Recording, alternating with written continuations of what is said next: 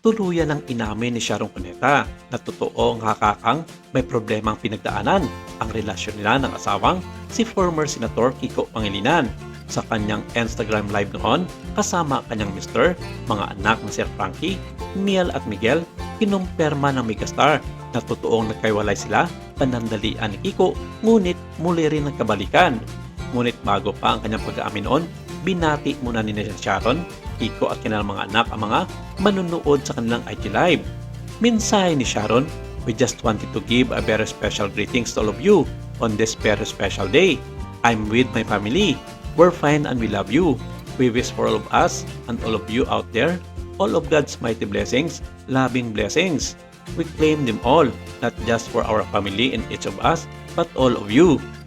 Maging si Casey Concepcion, ang panganay na anak ni Sharon, sa dating asawa na si Gabby Concepcion ay binati rin nila. Matapos nito ay pinagtapat ni Sharon ang mga makahulugang post niya sa kanyang social media o makailan lamang. Aniya, totoo ang hinala ng kanilang mga tagahanga na nagkaroon sila ng hindi pagkakaunawaan ni Kiko Pangilinan. Dumating din daw sa puntong panandalian sila nagkaiwalay, ngunit sa huli ay pinili pa rin nila ang isa't isa. Mangiyak-ngiyak na payag ni megastar Sharon Cuneta, "Every post I made was just to show you when I was sad.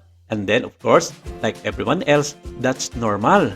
After sadness, we fix some things and then we become happy.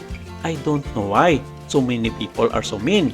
For the record, ain't nothing wrong with any of our brains. We're good, we're normal. We just got some emotion because we're real people."